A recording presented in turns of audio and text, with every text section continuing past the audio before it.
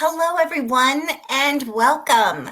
My name is Dina Grimstead, and I'm Senior Manager of AI Programs and Strategic Partnerships at Microsoft US.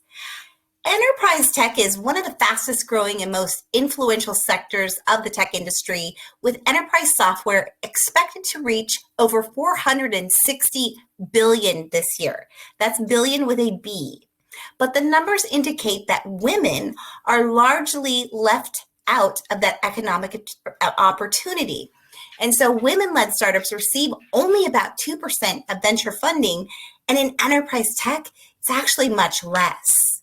So, in enterprise tech, studies show that investing in women founders yields a better return than the market average.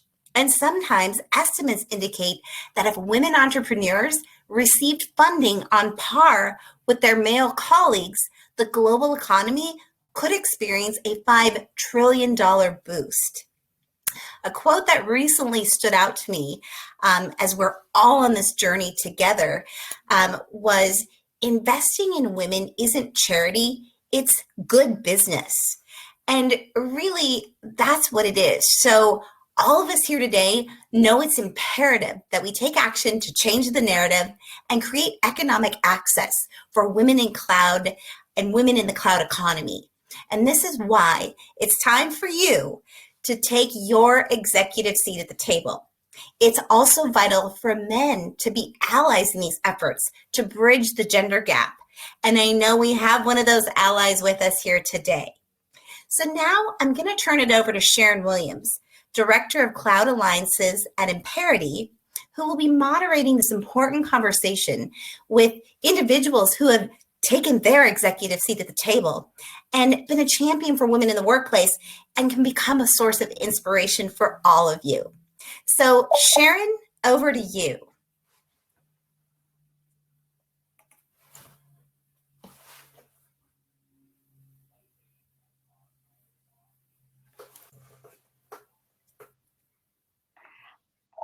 Hi, Dina. Hi, everyone.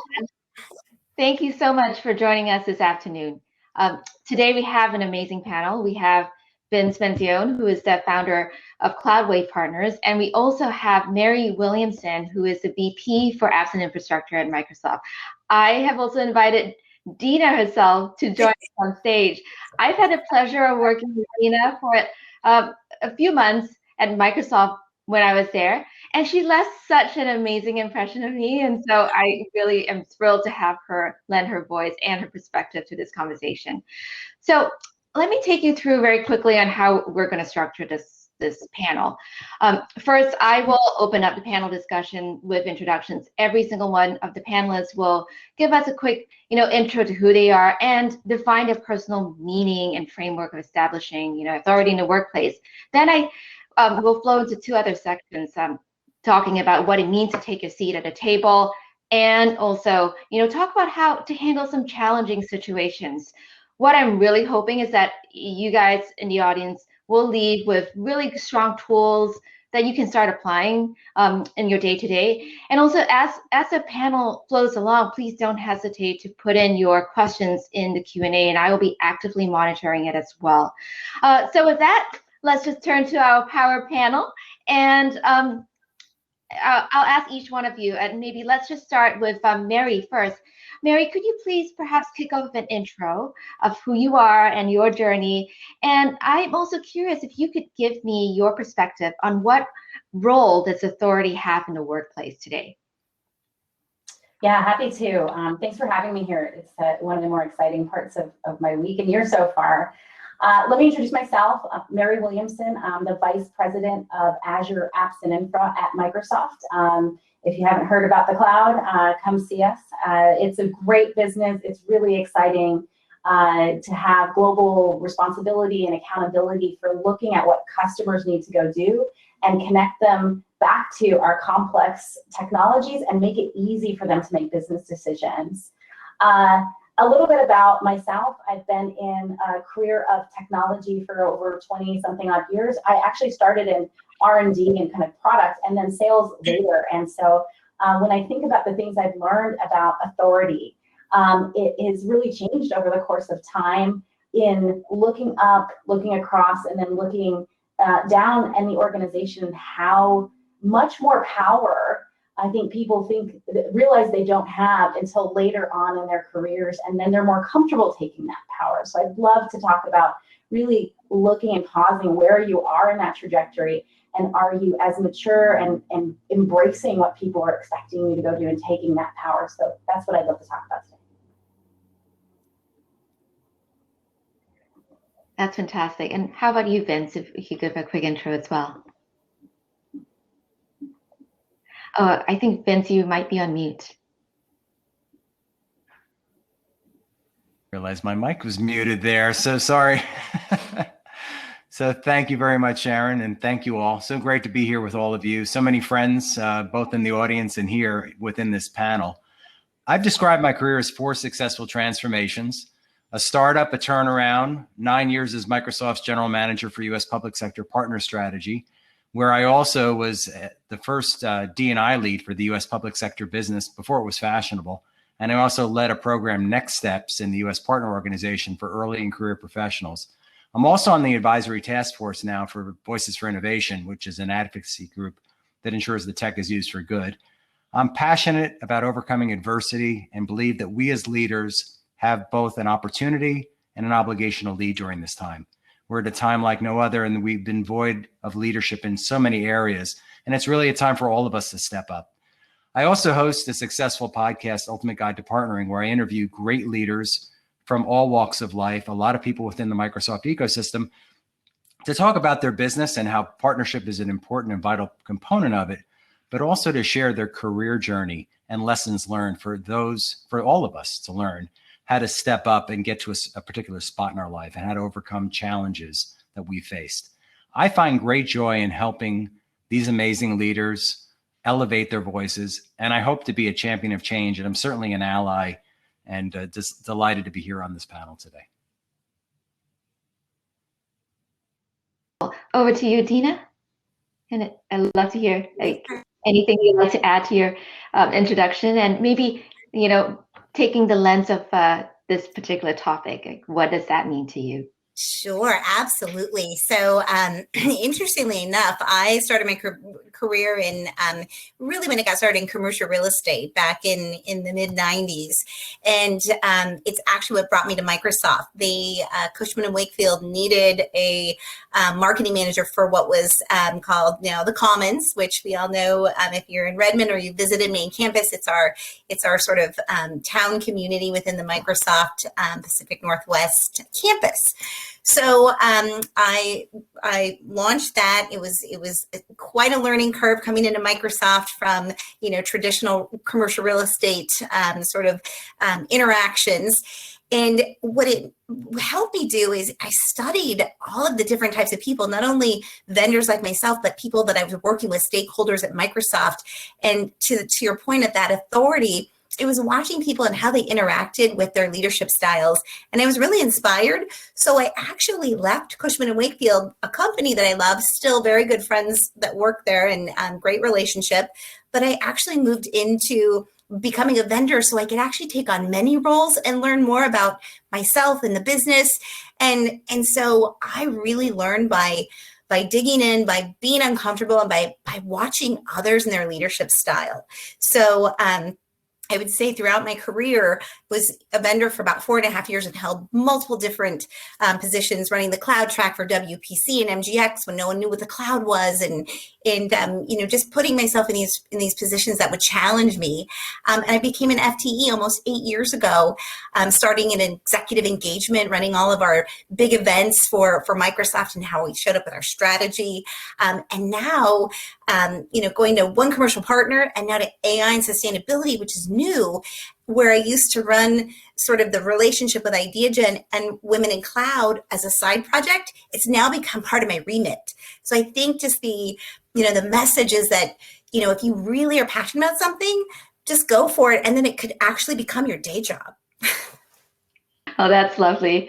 I always think about the word authority, and it just has so much different meaning to it. Some people think that it's associated with respect, power, something else maybe. So I'm actually going to pose this question to Mary.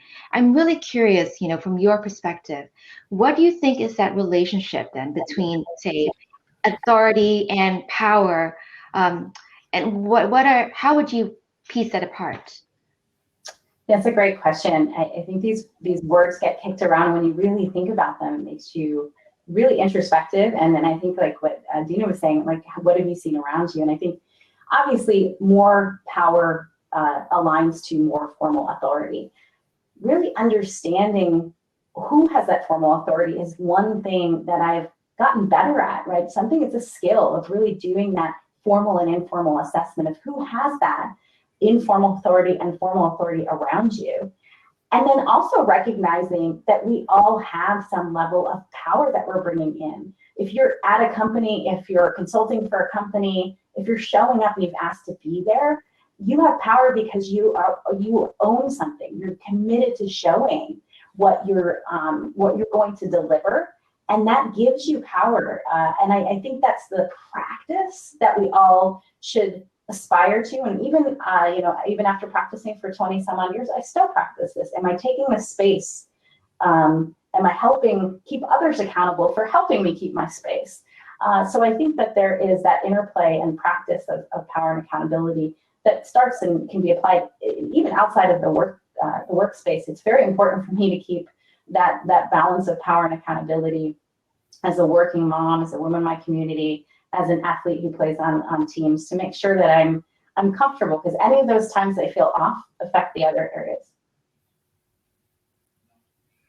Yeah, I really love that answer, because it seems like, we all showing up, the consistency of showing up and holding yourself accountable cumulatively leads to you gaining power and authority and recognition, and just showing that to others that you're someone that someone else can count on. And that, as I heard you speak, it also made me think a lot about just culture at work. I'm quite curious, like all of you guys all work in, large organizations. How do you maintain the culture of a workplace while at the same time, establishing your authority? And I sometimes find it really hard to do that gracefully. So I'm curious, like, how have you managed to successfully maintain that culture, maintain your identity, at the same time establish authority? Yeah, and I'm happy to start, Sharon, because I think it was about 3 years ago, myself and I'm Hispanic, I'm Latinx, Hispanic Latinx, and we really felt there was a need for more cultural awareness and career development that we could be doing with, in particular, Microsoft US is a division of our employee resource group, OLA. So we founded Talento US, which it differs from OLA. Instead of just cultural awareness, it really does that career development side. But that's where we can uniquely lean in with our power of the knowledge of the community that was, needed to be better served within Microsoft, because we're one of the sort of smallest demographics within the company. So I think that is just in and of itself creates this power and this sort of authority in terms of leading by example and being the change that we needed to see within our community to be able to provide more opportunities for Hispanic Latinx employees and individuals, not only within the company to, definitely grow your career, but also recruit to, a much needed, demographic within the company.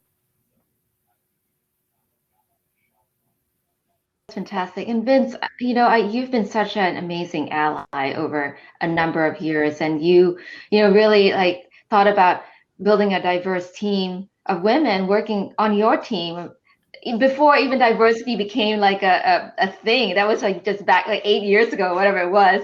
So I know you have been such an amazing champion. So I'm curious too, like your perspective as a male ally, how do you effectively, establish authority at the same time demonstrate humility?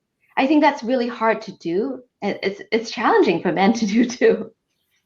Well, I think it's challenging for everyone to do.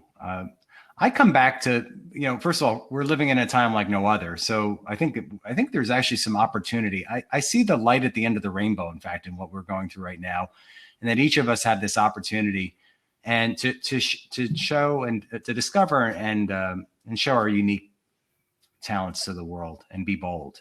And, the stakes are high. We should bet on ourselves. I believe we can front load our authority and actually have a framework around what we do. First of all, what I believe we need to do is be clear. Like, what are our first principles? What do we foundationally believe in? I talked about Dr. Michael Gervais before we came on. He was a guest on my podcast. We talked about first principles and developing a personal philosophy. Like, what are you grounded in? What are your guiding principles? What do you stand for as an individual, regardless of sex or race or gender and so on? And then look at it from the lens of what am I looking to accomplish? Like, my seat at the table, what does that seat mean to me? What is my mission for that seat? Like, what is my overarching strategy and mission for what I'm looking to achieve? And what do I want my brand to be? So we need to get clear first on that. I think that's foundationally where we set up. And then I look around the table and I find intuitively that, and I've heard this from other women that have worked for me, that women are not as good at connecting and building alliances and networking. Like, that is an area of growth that I've heard other people tell me. I don't know if that's necessarily true, but I do know that connecting, building allies, building a network and of people to support you. And it's okay to be vulnerable, and it's okay to come to the table and be empathetic with others, and come with what you're looking to achieve and to communicate. And that's the third point, is communicate. Tell your story, tell your brand. Like, I loved it when people came to me with a very strong point of view and vision and objective that they were looking to achieve. And I could get behind that. And maybe I didn't get behind it right away, but I ultimately got behind it. And I think that's important. Like, you need to get clear on what you're going to do. You need to connect with others and not do it in a way. The best way to do it is individual, right? One-to-one, build this consensus around the table. And then while you're doing that, also there's the empathy portion that says, can we both win here? Can I build support for what I'm looking to achieve, but also is there a win here for you as well? And I go back to Stephen Covey and 7 Habits and the win, the find the win with others there as well. But I think those are important principles. So be clear, connect, communicate, and build consensus. And I think that's a great way to establish authority. And, I think that sometimes what happens is not doing those foundational things and not having a framework. We get to the table and our authority is usurped. We don't have the authority we should have. And I think that if we follow some of these, what I call first principles, it'll help us be more successful. You just said, Vince, and I think a number of folks in the chat as well also remarked that's really wise words, and it's true. Women should connect more and build alliances. So I love how you laid it out in a very clear framework. And I'd like to address one question in Q&A right after I post this other question to Mary and Dina. I think, Vince, you brought up a couple of things, that women are not as good at building alliances and networking. Mary, I would especially love to hear from you as a VP in Microsoft. And you've got such a powerful place and powerful seat there. Really curious, like, what are your tips and tricks or advice to women in terms of like addressing this gap that we have about building alliances and networking? Love to hear your thoughts. Oh my gosh, that's a big question. And I think there's the building alliances and networking. There's almost like hierarchy of how you think about things. And I love where Vince went, which is where I go when I talk to a lot of women and just mentees one-on-one, which is you have to know where you're starting from. You have to be confident in your own story and your own brand. And I give homework to anyone who comes to me seeking help to say, I need something different. I'm either not in a good place or I'm exploring something and I need help to grow.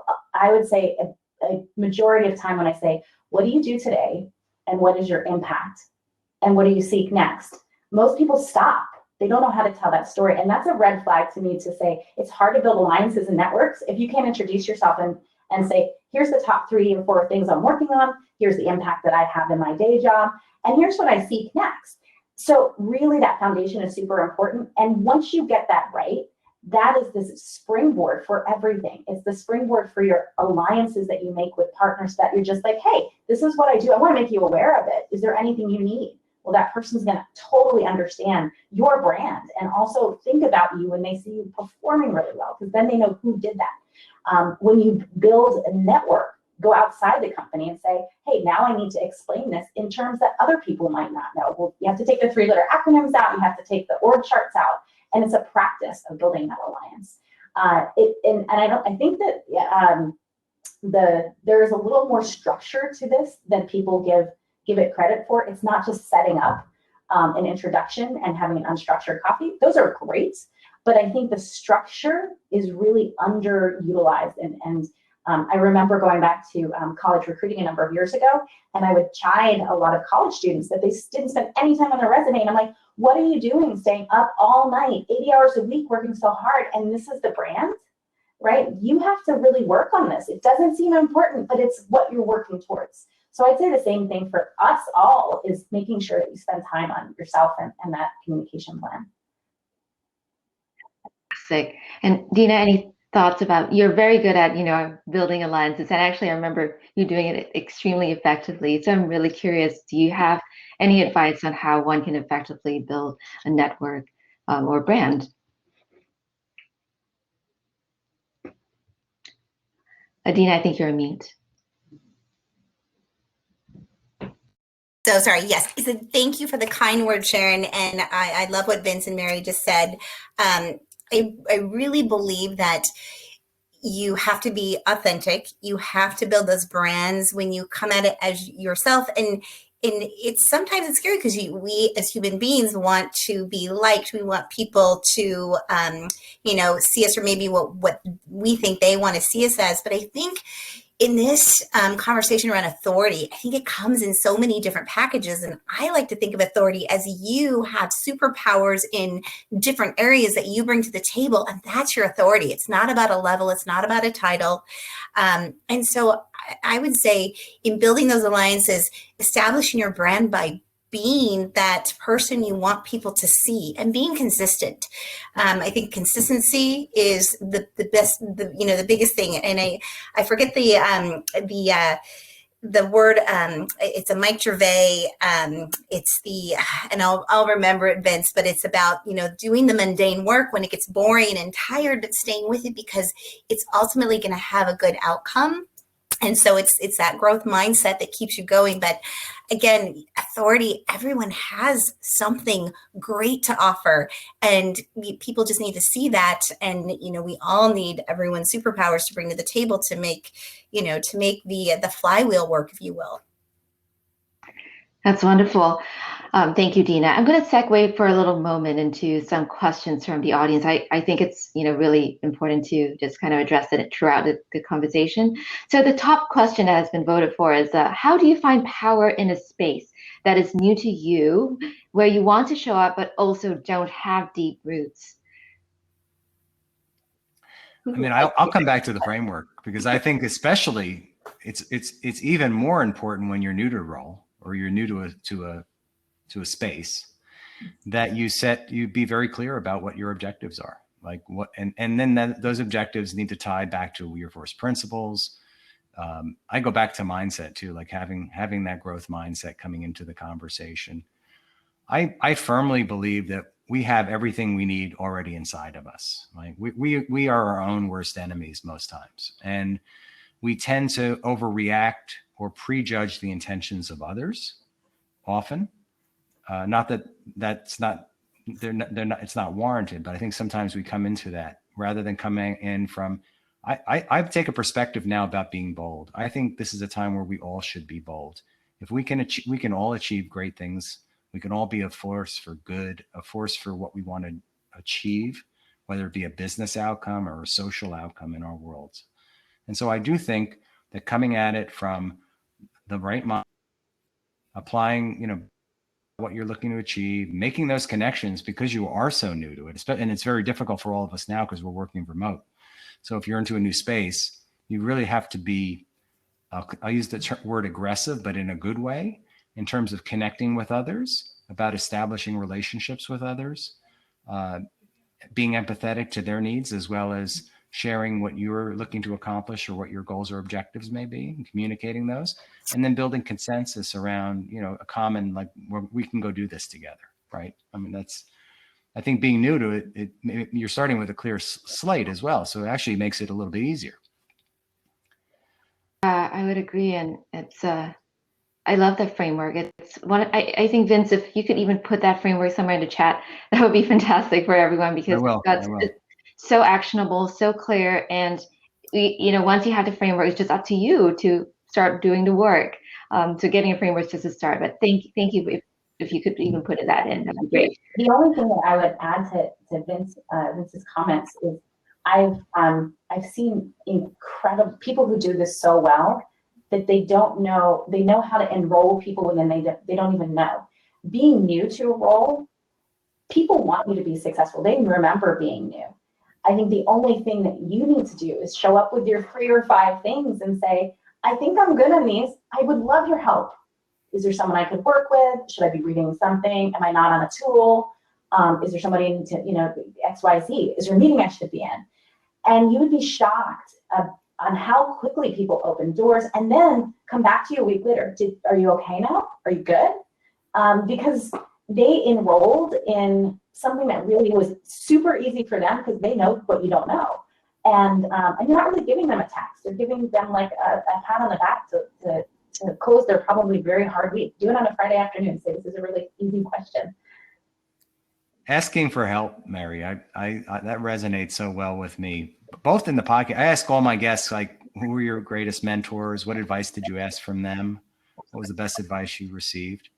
I remember a young person at Microsoft who had just recently graduated university, who came to me, and she's actually in the chat window right now, so I'm going to embarrass her a little bit. But she came to me and asked for my support, and she had a clear view of where she wanted to go with her career, and came to me at multiple stages along her career. She's now the founder of Lions and Tigers, Priya Starmer, and she was very intentional about building allies and building support.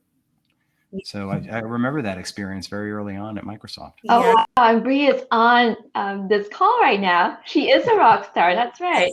Yes, and Vince, I would agree. And we worked with Bria and OCP, and she was, again, that person that you study because she was so passionate and she just went for it. She was bold, she was curious, and she was a learn-it-all. And then she carved out this space within the industry that she knew had a gap.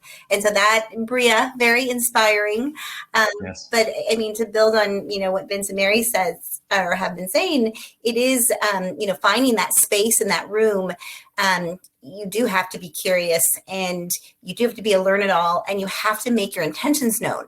If people know you want to learn or become better at something, they're going to help you. There's a lot of empathy out there that, we've been talking about in terms of people wanting you to be successful. And so, and especially in a culture today, like where we're, in Microsoft, for example, where we're now we're rewarded for how we make others great. I mean, 5 or 6 years ago, that was not the case. We're rewarded for when we leverage others' work because our senior leadership team knows we can get more done when we collaborate and we can go faster together. So it's really has been a unique journey to see how, all of this has evolved. Your comments are a perfect segue to one of the questions that, our audience raised. How do you handle situations when your ideas are passed on as someone else at work, to someone else at work because you're a woman? Very often as women, we run into situations where we either get spoken over or we hear other people just kind of like taking our ideas. So how do you do that? How do you do that effectively? How do you handle those situations effectively? Mary and Dina, what are some of your thoughts? I also love to hear Vince, because from your other side of the fence, how do you then help women on your team that you've seen in those situations too? Gosh, I think there's a couple of things that I would say are kind of tools in the toolbox, because there's the in the moment, right? You're having the almost like stock commercial, or I think it's now been mimicked in memes so much of someone repeating, and mansplaining back ideas, and everyone says, that's brilliant. That still happens every day. And I think getting the courage to say, hold on, I think I just said that in different words, and everyone laughs. You kind of change, taking your power is super important, because a lot of times people aren't purposely doing it. There is the biases, there is just how people align with other people who think like themselves and hear them better than they hear you. And so having that courage to pause is a good practice. If you don't have the courage to pause, don't beat yourself up. Take the next opportunity with the people in the room, your boss, the people you work with, and say, how could I have done that better? Right? I think I had this idea, I didn't communicate well. Help me communicate it well next time. Don't dwell on the fact that you missed the window. Look at it as a learning opportunity, because worst case scenario, they just give you advice going forward. Best case scenario, you get connected back to the value of your idea. Right? But it all takes courage, and it all takes practice. And then it all goes back to know what your 3 or 5 things are, because once you have that brand, people can't take your space. When the idea comes out, it sticks with you because people know what you're about, and your credibility grows and grows and grows. Yeah, no, that's great advice. And I will say one sort of best practices that I, started a while back when, this behavior would, sort of go on. And I will say it's largely stopped within our organization. I don't see that very, very often anymore, because it is not rewarded, and people know that. I would actually, if I had an idea, I would actually make it an executive summary slide. What does that idea look like? Who's the audience? What's the mission? What's the objective? So I knew that if someone were to talk over me, I'd be like, oh, well, yeah, but here's an executive summary if you'd like to see it. And so then it uniquely became my, the idea that I originally would come up with. And then of course you take that and you collaborate with people, but it's just something I started a while back, but it serves me well because it actually organizes me, but it really helps me get grounded on that idea that, that I want to bring to life. And then it typically evolves from there. And Vince, I'm curious for you, when you do see or hear females in your team get talked over, how do you handle that as a male ally? I think Mary said, I hope it doesn't happen as often as it used to, but it does still happen. And here's the thing. I think, you need to have male allies, and you need to have, this comes back to all the framework. There's still going to be some bad. If you have other people up and interject and say, no, I believe that so-and-so said this first, or this was a great idea, or stand behind your ideas, then I think that you at least have the opportunity. Again, if it does happen and you don't have the support, then maybe it is in fact a learning experience. And also there's the opportunity to go back to that person individually and with empathy and have an authentic conversation about how that could have been handled differently. Very sound. Thank you, Vince. I would also volunteer to say, I think there are enough of women in leadership positions. Find those female allies that might be blind to this. I think, I would really want to be held accountable if I had created an environment where that happened in a meeting that I was in. I would want someone to come and say, hey, I need your help in making sure this doesn't happen again, and support the idea that I came up with. Thank you, Mary. Now that we also have you on the mic, I want to just direct this question to you and actually to Vince, because I know, Vince, you the last time you were at Microsoft, you were a GM in a role, and Mary, you're a VP now. Can you maybe tell us, this is actually a question from the Q&A section, how do you influence the top leaders in the organization when there are too many people in the chain of command? You think about the ones in your own chain of command, that have effectively influenced you. What are some of the things perhaps that you've seen work for people who are lower in the chain who have effectively influenced people like yourselves? Maybe I'll start with you, Mary, and then turn over to Vince. Yeah, and then Dina, to hear Dina share her perspective as well. Yeah, I think in general at Microsoft, my perception is pretty flat organization, and kind of the culture that Satya has built is very inclusive in every aspect. I feel like, and I encourage everyone in my organization full access, especially when they have ideas or insights or competitive information that we need, there should not be any chain of management that should delay that type of information. I find the best way to get through to me and kind of the noise of the many things that I have to manage in my limited time is to be extremely crisp and put yourself in my shoes, right? Put yourself in the leader's shoes. What is the very crisp executive summary or bullet points that will get my attention so I can understand? I think people underestimate that I trust. I have hundreds of people that work for me. I trust that they know more than I know about the thing that they do.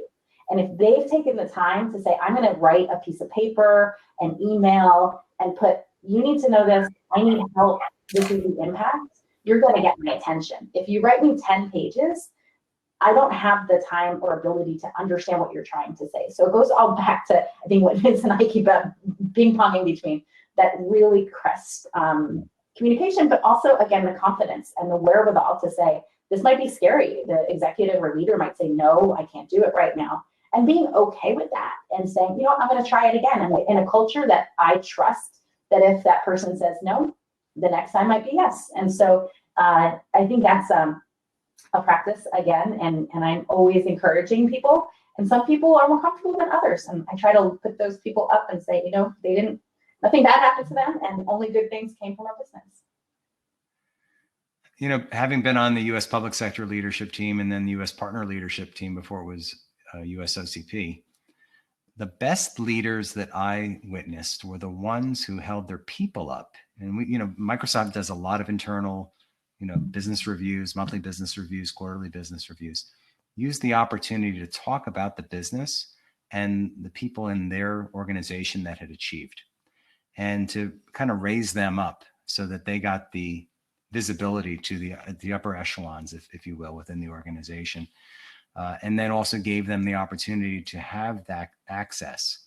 One of the things we did at Next Step, but I think Next Step might still be around at Microsoft, but we created a forum where annually we would bring the members of the Next Step organization in to meet with senior leaders. And we do this executive roundtable, and each of the people would get a half hour to present a little, whatever they wanted, really, but mostly about themselves, their career, their aspirations.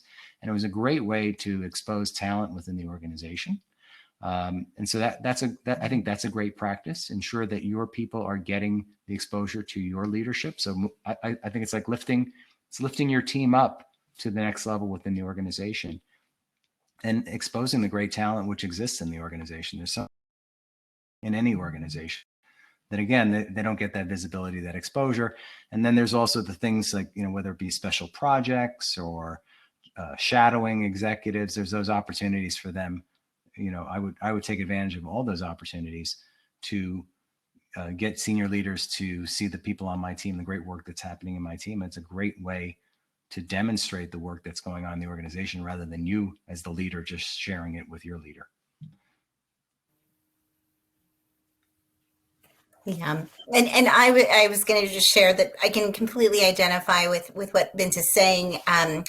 I work in an organization where our leaders definitely ask our, you know, the individual contributors, if you will, to present, to make sure that they get that time with the platform to share their work. And so I think that is really true leadership.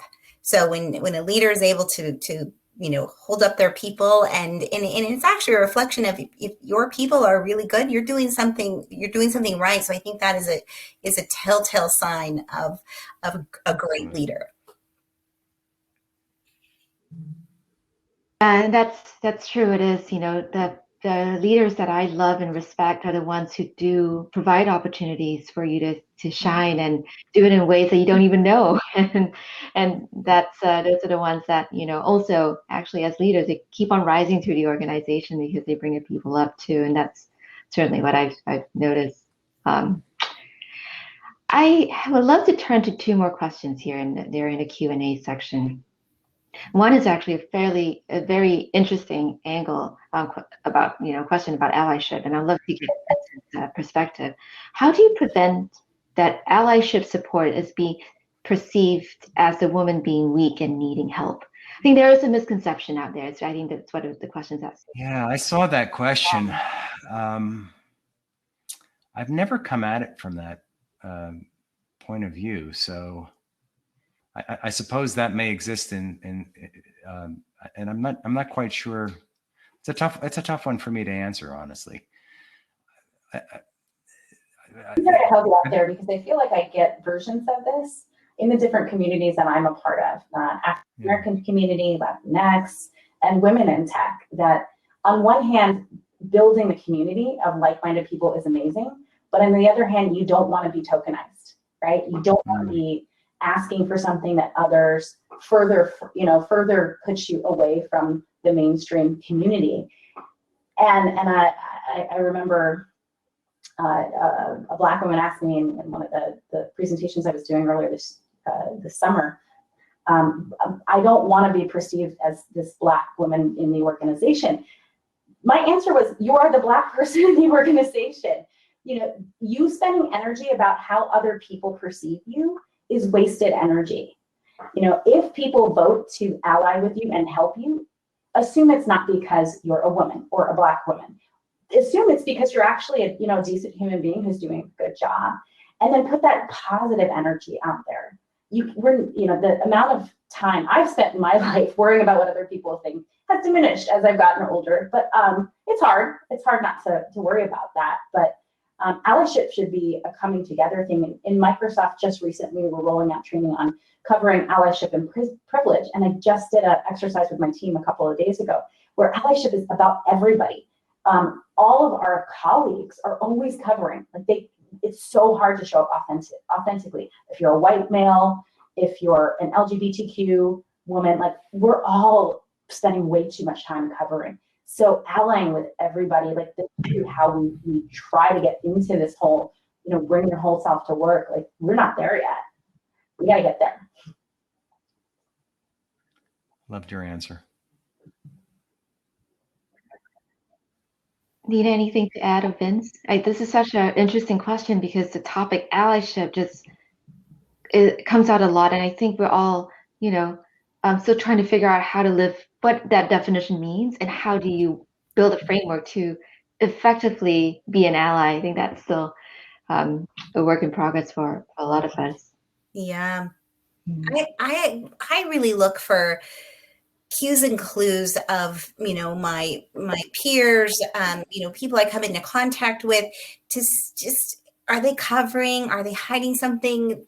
Because honestly, when you do that, you don't bring your full potential to work, and we need an inclusive and diverse workforce to make products and services for the greater population that we serve. So we need people to understand we need their unique lived experiences. And so when I, sense someone's covering or they're trying to be something, and I know they're really good at maybe something they perceive as cultural and they don't want that to come out, I just try to, gently, coach them on, you should really, show that talent. It's so amazing, or share that story. So just, I think that in and of itself, that type of allyship, when you sense someone is covering, I think that's also an important piece of it. Okay, thank you, Dina. I know in the last 7 minutes of our discussion, I do want to leave some time for this last question that came out in Q&A. How do women find opportunities for leadership when they are in an IC role or engineers in tech? I mean, this question, that I read it also made me think that, power or authority is also synonymous to have someone having a team, being a manager, So this question can be answered two ways. How do you grow your leadership as an IC, or maybe how do you, become a manager too, because that's also synonymous with leadership. And so anyone can take this first.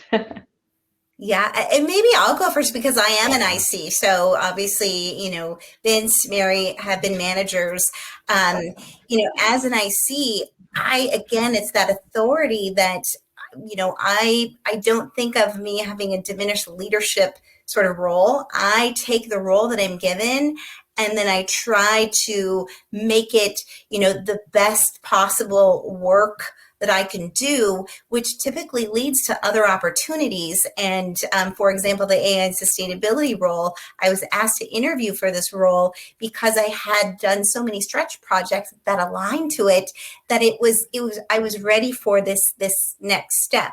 So I think that when you're in an IC role, it's not about getting it again to that next level, but it's about building your brand of consistency and ensuring that people see the value that you can bring to the table. And I think that's the magic. I would add, developing good storytelling skills. Again, we all have opportunity to shine. I do think that we all, by being bold, we have opportunity. We just sometimes don't think because we sit in a seat and we're an IC that should be a limiting factor to our success, right? I mean, Microsoft gives people a lot of latitude to do great work and be outside the box at times, right? The box isn't as well structured as is in a lot of other corporations. And I'm not demeaning other corporations and how they're structured, but roles, you have a scorecard, you have a set of operating principles that you need to operate within, but there's also opportunities to do those stretch objectives that Dina spoke about. And people really can shine there. I mean, there's opportunity. It comes back to what we talked about in these principles. But what if you had this bold passion around something and you saw a gap there and you could solve for that gap? Like, the organization encourages it. I, as a leader, would certainly encourage somebody taking on a big, bold initiative and running with it and doing great work. I mean, that's the best way to shine in any organization. Yeah. And I just saw Jennifer's comment in the window. Hi, Jennifer. And that's exactly it. You really do lead when you coach and you develop and mentor others. I have a couple of folks that have asked me to be their mentor. And, at first I'm like, wow, but it is so nice when we get on the phone and we do it about once a month. And I learn about myself as I'm sharing, tips and tricks, but then I want to know about them. And then it becomes this really beautiful cycle, if you will. I think that someone asked a question about storytelling skills, and I'm going to promote unselfishly the podcast here. I recently had as a guest Miri Rodriguez, who is a master storyteller at Microsoft, was in the engineering organization. She now leads global recruiting, the global recruiting organization. And we had an excellent conversation just a couple of weeks ago about storytelling and brand storytelling specifically. She's written a book, in fact, Brand Storytelling, that's available on Amazon and other places.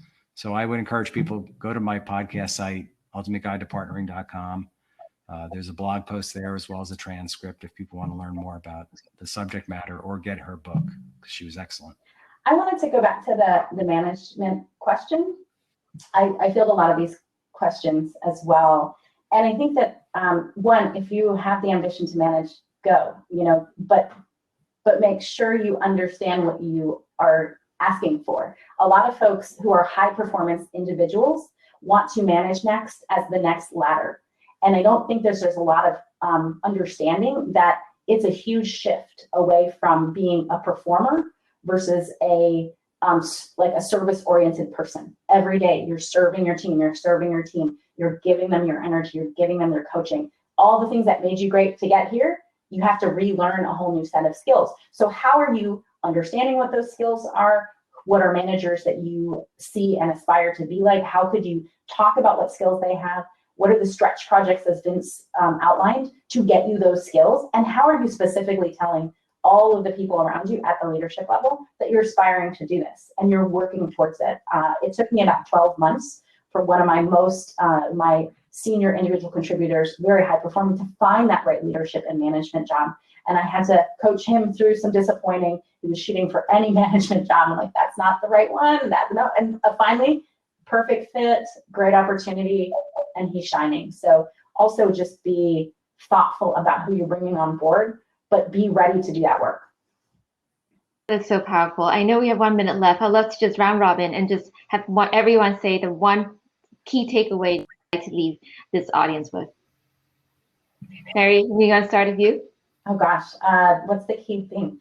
Yeah, optimism. Like the thing that I wish I was where many of you are 20 years ago, that the language and the structures around us are here to unleash everyone's potential. Of course, there's still lots of challenges in the system, but man, I would assume positive. I would assume you've got that seat. I would assume power as much as possible, because there's not as much holding you back today as has been in history. So go for it. I would say all you need is inside you already, and be bold. A little bit of a go for it. Mary said, go for it. I say, be bold. Yeah. We have nothing to lose with being bold. Yeah. And for me, it's gratitude. Always start with grounding yourself in gratitude, because everything else follows, and it's just seen in such a better light. So it makes your heart light. And on that note, I'm very grateful to have shared this time with you guys, all of you, Mary, Vince, Dina, and all of our Women in Cloud attendees. And thank you, Risa, for helping us all manage this in the background too. So thank you so very much. Thank you for leading us, Sharon. Yes. Bye, everyone. Bye.